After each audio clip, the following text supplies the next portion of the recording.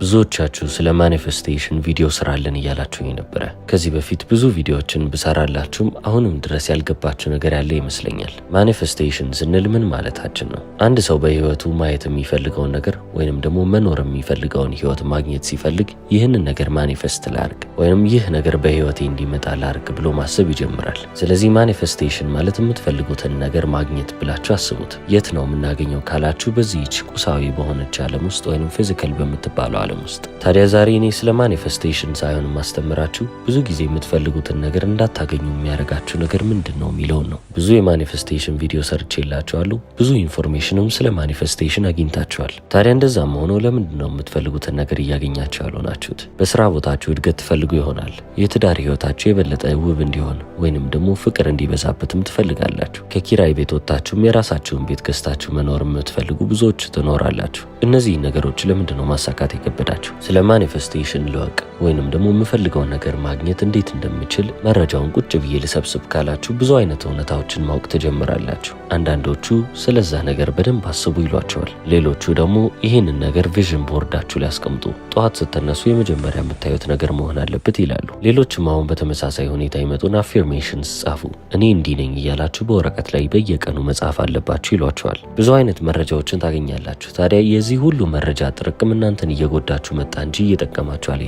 ብዙ መንገዶችን ብዙ መረጃዎችን ከመሰብሰባችሁ የተነሳ የትኛው ነው ትክክለኛው መንገድ፣ በየት በኩል ብሄድ የምፈልገውን ነገር አገኛለሁ ብላችሁ ራሳችሁን መጠየቃችሁ አይቀርም። ታዲያ አሁን አርጉ ከተባላችሁ ቴክኒኮች ውስጥ አንዱን እየተጠቀማችሁ እያለ ይህንን ነገር ግን በትክክል እያደረግኩት ነው ብላችሁ ራሳችሁን ትጠይቃላችሁ። የዚህ ጥያቄ መምጣት ብቻ ራሳችሁ ላይ ያለውን ጥርጣሬ ያሳያል። በህይወታችን ውስጥ የተሳሳተ እምነትን ይዘን መሄዳችን ብቻ እኛን ወደኋላ እየጎትተን የሚመጣ ነገር ነው። ስለዚህ አሁን ቴክኒክ ላይ ፎከስ ስናደርግ ወይንም በዚህ መንገድ ላርገው በዛ መንገድ ላርገው ይሄ ነው ትክክለኛው መንገድ እያለን ማሰብ ስንጀምር ዋናውን ነገር ረስተነዋል፣ እምነት። እዚች ምድር ላይ ምንም አይነት ነገር አድርጉ፣ እነዚያ የተጠቀማችሁት ቴክኒኮች እናንተ የምትፈልጉትን እውነት አይፈጥሩላችሁም። ፈጠራ የሚባለው ነገር በቴክኒክ ውስጥ የተቀበረ ነገር አይደለም። ቴክኒክ እየፈጠረልኝ ካልሆነ ታዲያ ማን ነው የሚፈጥረው ብላችሁ ከጠየቃችሁ ራሳችሁ ናችሁ። ታዲያ የቴክኒኮች ጥቅም ምንድን ነው? ይህንን ቪዥን ቦርድ እዚህ ቤቴ ውስጥ መስቀሌ፣ በየጊዜው መኖር ስለምፈልገው ህይወት ማሰቤ ወይንም በየቀኑ እየተነሳው እኔ ደስተኛ ነኝ ብዬ መጻፌ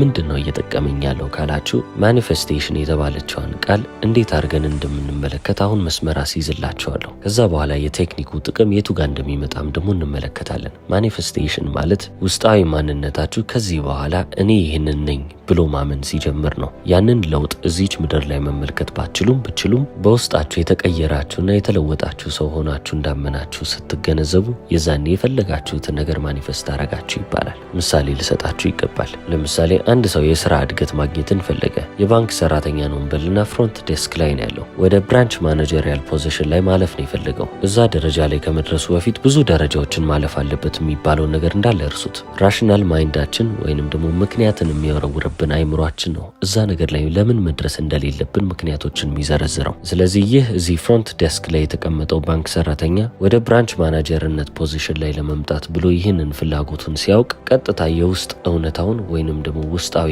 ዓለሙን ወደዛ ማናጀሪያል ፖዚሽን ላይ መቀየር ብቻ ነው ያለበት። ስለዚህ ምንም አይነት ቴክኒክን መጠቀሙ አይደለም። የፈለገውን ቴክኒክ ይጠቀም፣ ያ እምነት ብቻ በውስጡ መኖር አለበት የሚባለው ነገር ላይ አስምሩልኝ። ከዛች ቀን ጀምሮ ራሱን እንደ ብራንች ማናጀር እየተመለከተ የሚራመድ ሰው መሆን አለበት። ስራው አሁንም ፍሮንት ዴስክ ላይ ቢሆን እሱ ግን በአይምሮ ውስጥ ማሰብ ያለበት ነገር ምንድነው?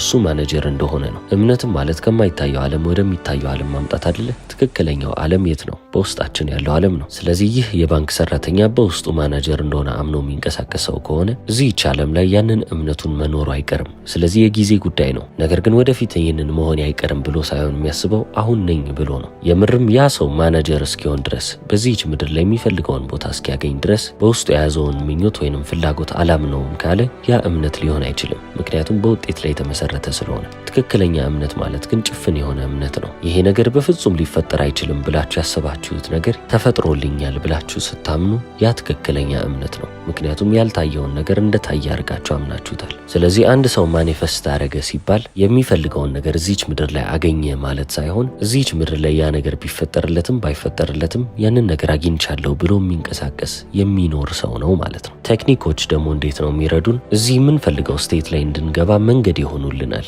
ለምሳሌ አንድ ሰው መኪና መቀየር ፈለገና ያንንም በጥቂት ወራቶች ውስጥ ሊያደርግ ቻለ።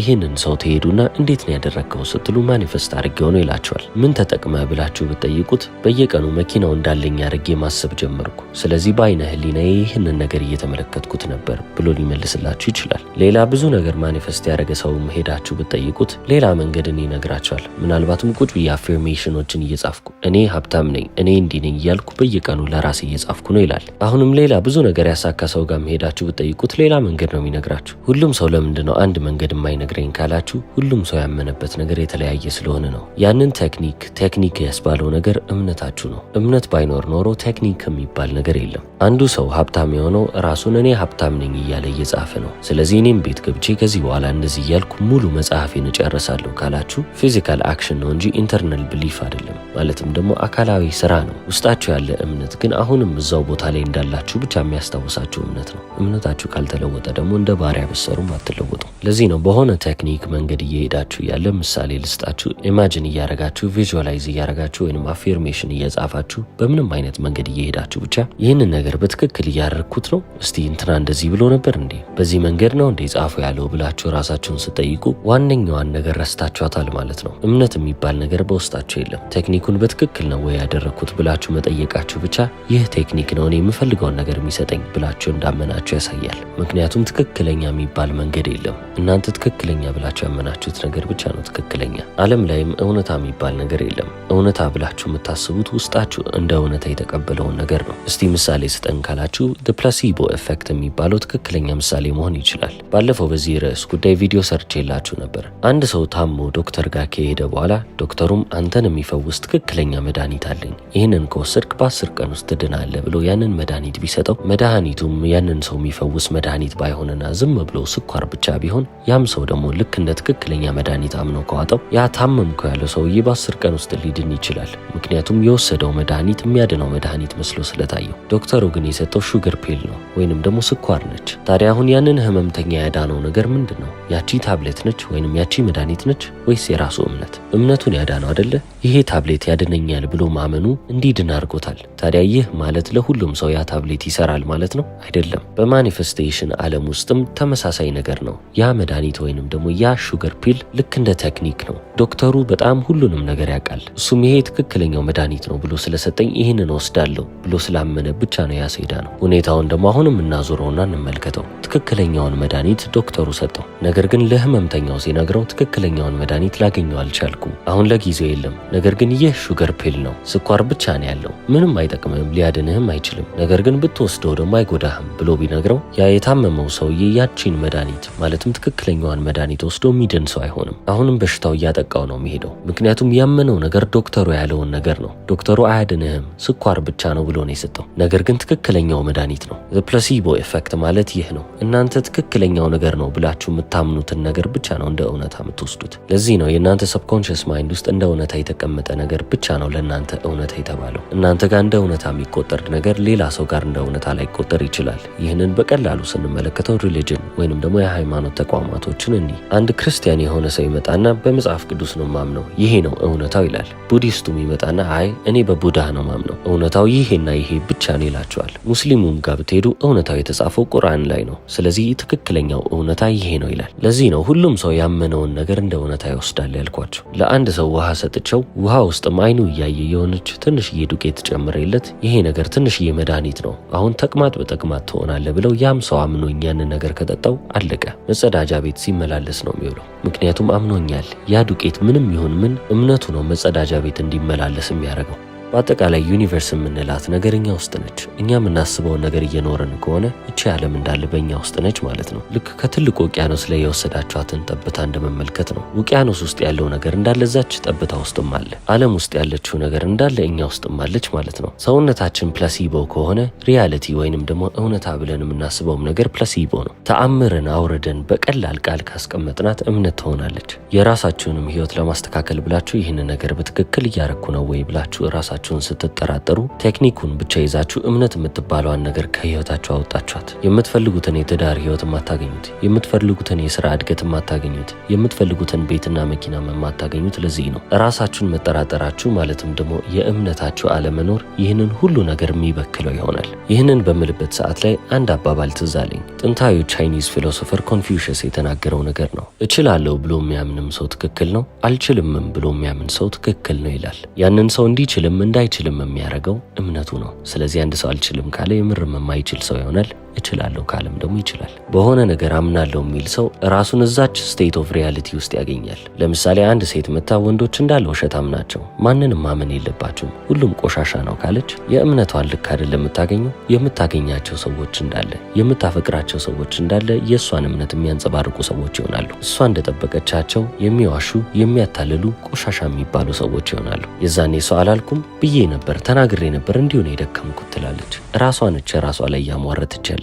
በተመሳሳይ ሁኔታ ደግሞ ሌላ እምነትን እንመልከት። ለምሳሌ ኢትዮጵያ ውስጥ ምንም ኑሮ የለም፣ ሁሉም ሰው እየተቸገረ ነው። በሰላም ወጥተን መግባት የማንችልበት ሁኔታ ላይ ደርሰናል። በዚህ ሰዓት ኢትዮጵያ ውስጥ ምንም አይነት ንግድ ብንጀምርም አያዋጣም፣ ገቢዎች ያማረናል ብሎ የሚያምን ሰው ከሆነ ያ ሰውዬ ምንም አይነት ንግድ ይጀምር ምን የሚያልፍለት ሰው አይሆንም። አጠገቡ ያለው ተመሳሳይ ንግድ የሚነግደው ሰው ቢያዋጣው አትራፊ ቢሆንም ይህ ሰው ሁሌም እንደከሰረ ነው የሚቀጥለው። ችግሩ ከገቢዎች ነው እንዴ? ችግሩ ከሀገሪቷ ነው? ችግሩ ከመንግስት ነው ወይስ ከሚሸጠው ነገር? እነዚህ ነገሮች እንዳለ አይደሉም። ዋናው ነገር የራሱ እምነት ነው። እምነታችሁ ይሰራችኋል ወይንም ይጥላችኋል። ስለዚህ ከዚህ በኋላ በወሬ መካከልም ይሁን ከማንም ጋርም ስትነጋገሩ ይሁን ቃላቶቻችሁን ተመልከቱ። ምን አይነት እምነት ተሸክማችሁ ነው በነዛ ቃላቶች ውስጥ እያስተላለፋችሁ ያላችሁት? ብዙ ጊዜ ይህንን ሆን ብዬ የምጠይቀው ነገር አለ። ራይድ ውስጥ ሆኜ ሲሄድም ወይንም ደግሞ ምንም አይነት ስራ የሚሰራን ሰው ሳገኝ ስራ እንዴት ነው፣ ሁሉም ነገር እንዴት ነው እላቸዋለሁ። የነዳጅ ዋጋ ጨመረ፣ የራይድ ድርጅትም ምንም አይነት ገንዘብ እየጨመረ አይደለም፣ ብዙ ሰው የራይድ አይነት ትራንስፖርቴሽንን እየተጠቀመ አይደለም፣ ስራ ቀዝቅዟል፣ ፀሐዩ በጣም በረታብኝ። እንዲህ አይነት ነገሮችን ሲነግሩኝ ምን አይነት እጣ ፈንታ ከፊታቸው እንዳለ መገመት አይከብደኝም። ከአመት በኋላ ስመለስ እዚሁ ቦታ ላይ እያማረሩ እንደማገኛቸውም ግልጽ ነው። ምክንያቱም የሰው ልጅ ያመነውን እንጂ ከዛ በላይ ሊያገኝ አይችልም። ሁሉም ሰው የራሱ የህይወቱ ፈጣሪ ነው። ለዚህ ነው ፈጣሪን መውቀስ ሁላ ማንችለው። ምን ብለን እንወቅሰዋለን? እንኩ እኮ ብሎ ሰጥቶናል። ሁሉም ነገር በእኛ ኃይል ስር ሆኖ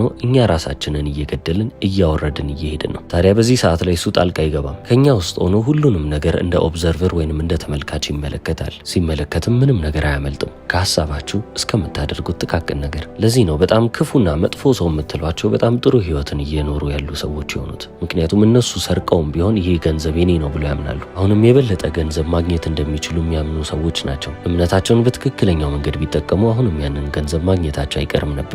ነገር ግን በስርቆት ውስጥም ያንን ሀሳብ ይዘው ያንን እምነት ይዘው የሚንቀሳቀሱ ከሆኑ ስኬታማ የሚባሉ ሌቦች ይሆናሉ። አጭበርብረውም አታለውም ሰው አግተውም ያንን ገንዘብ በእጃቸው መያዛቸው አይቀርም። ራሳቸውን ወደውና ፈቅደው እዛ ስቴት ላይ ያስቀምጡት። ነገር ግን ያቺ ስቴት ይቺን ብቻ አይደለም ይዛላቸው የምትመጣው፣ ኮንሲኩዌንሱንም ወይንም ደግሞ መዘዙንም ታመጣለች። ሌባ ሲሰርቅ አይጸጸትም። ጸጸቱ የሚጀምረው ልክ የተያዘ ቀን ነው። መንገድ ላይ ይዘው ሁሉም ሰው እየረገጠውና እየመታው ሲያስቀምጠው የዛኔ ምን አስቤ ነው ዛሬ ልሰርቅ የወጣሁት ይላል። ያቺን ሁኔታ እንደምንም አድርጎ ይለፍ እንጂ አንድ ሳምንትም በለው ሰውነቱ ካገገመ በኋላ ድጋሚ ለስርቆት መውጣት አይቀርም። ምክንያቱም ያ ሌባ አሁንም እዛ የስርቆት ስቴት ውስጥ ነው የሚኖረው። መስረቅ ለሱ እንደ ትክክለኛ ነገር ነው። ሰርቼ ልብላበት ብሎ ነው የሚያምነው። ለዚህ ነው የምታደርጓቸው ነገሮች ላይ ሳይሆን ዋናው እምነታችሁ ላይ ፎከስ እንድታደርጉ እንፈልገው። እምነታችሁ ነው እናንተን ሰውም የሚያረጋችሁ ከሰውም በታች እንድትሆኑ የሚያረጋችሁ።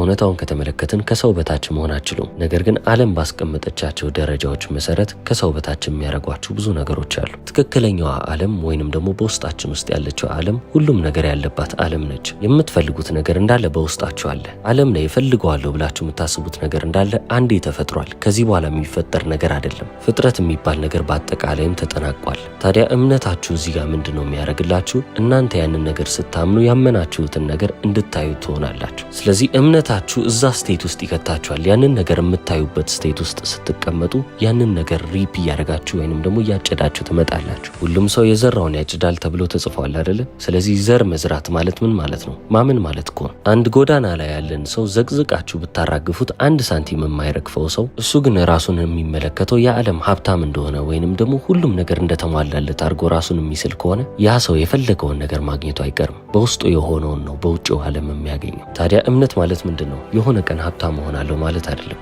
አሁንም ምንም ገንዘብ ባይኖረውም ሀብታም ነኝ ብሎ ማሰቡ ነው። የሰው ትራፊ ቁጭ ብሎ እየበላ ሊሆን ይችላል። ከውሾች ጋር የውሻ ምግብም ሊበላ ይችላል። ምንም ይሁን ያንን ነገር እያደረገም ቢሆን ራሱን እንደ ሀብታም የሚስል ሰው ከሆነ ያ ሰው ማለት ያለፈለት ሰው ነው። በምድር ላይ እንደሱ አይነት ሀብታም ሰው የለም። ሰው እሱን ተመልክቶ ምናልባትም ንጽህናውን አይቶ ልብሱን አይቶ ባዶ እግር መራመዱን አይቶ ድሃ ነው ሊለው ይችላል። እንደሱ ግን ሀብታም የለም። ከተማችን ውስጥ ብዙ የዘነጡ ነገር ግን በውስጣቸው ድሃ እንደሆኑ ያመኑ ሰዎች አሉ። እነሱም ደግሞ ድህነት መጨረሻቸው እንደሆነ አያውቁ። ከላይ ስትመለከቷቸው ግን ለብሰዋሉ፣ ዘንጠዋሉ። ስለዚህ ሰዎች እነሱን ሀብታም ብለው ያስባሉ። እነሱም ደግሞ ራሳቸውን እንደ ድሃ ይመለከታሉ። በቃ የህይወት እጣ ፈንታ የሚለያየን እዚህ ጋር ነው እምነታችን። ብዙ ሰው ከከሰረ በኋላ አዳምጣችሁት ከሆነ ፈጣሪ ያልፈቀደው በቃ ለኔ ያለው ነገር ሌላ ነው፣ ሌላ እንጀራ ለኔ ያዘጋጅቶልኛል ማለት ነው ብሎ ማመን ይጀምራሉ። ፈጣሪ ከመጀመሪያው ጀምሮ ፈቅዶላቸዋል። እናንተ ለራሳችሁ ስላልፈቀዳችሁለት ነው ያላገኛችሁት። እኔም ድሮ አሜሪካ አፕላይ ሳረግና ሪጀክት ሲያደርጉኝ እንደዚህ ይል ነበር። ፈጣሪ ለኔ ያልፈቀደውም እያልኩ ራሴን ማጽናናበት የራሴ የሆነች ፖርታል አዘጋጅቼ ነበር። እናንተ ለራሳችሁ ካልፈቀዳችሁ ፈጣሪ ለእናንተ አይፈቅድም። ይህን ያልቀላል ነው። በጊዜ ብትረዱት ራሳችሁን ከዚህ እስር ቤት ውስጥ ማውጣት ትችላላችሁ። ነፃ የምትሆኑበትንም መንገድ ነው የሰጠዋችሁ። እስከ መጨረሻው ስለተከታተላችሁኝ አመሰግናለሁ። ቻው።